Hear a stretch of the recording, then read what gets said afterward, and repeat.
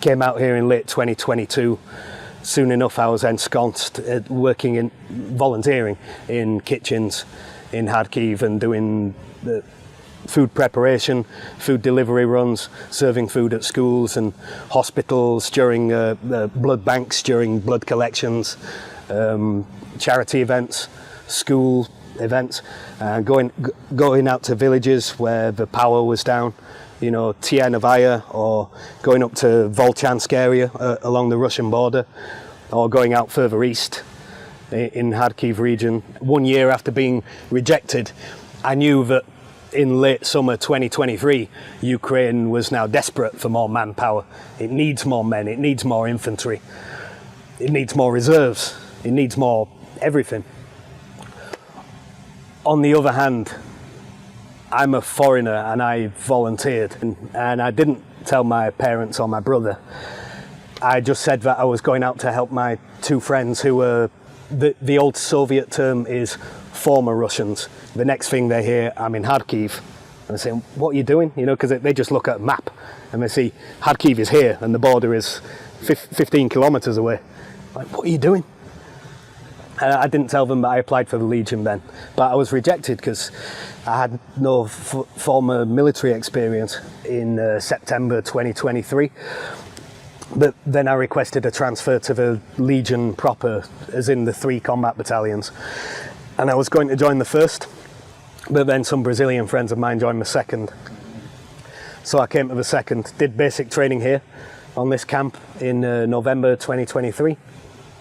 And then joined the 2nd, and as I say, it was an anomaly because I'm an Englishman who speaks Spanish. Ukrainians, Georgians, Belarusians, Polish, basically locals, Georgians and Eastern Europeans.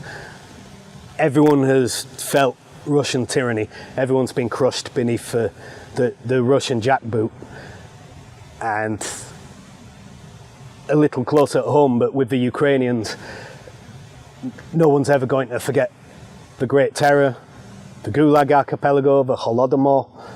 No one's, and even the war the cultural war that was waged on language. Alpha Company, absolutely wonderful. You never have to question the motives of those men.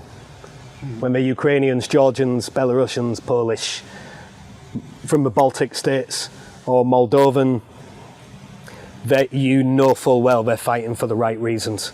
There was always contact. I only had, 2 of them were quite minimal contact, but then you're digging and repairing the positions and building new forward positions, and they're still shelling, they're still drones, so indirect fire and whatnot.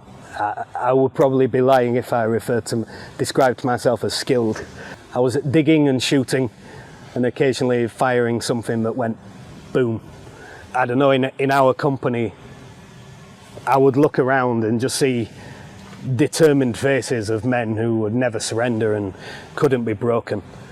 And that's what will bring Ukraine through in the end. And I know a lot of people all over the Ukrainian army in different brigades and different units, and there's just so many strong, stoic, indomitable men and women.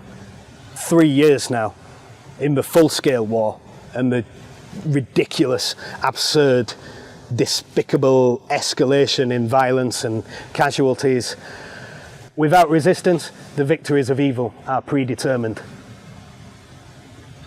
Resistance should be in the material realm. Moral reflex should be exercised in the material realm.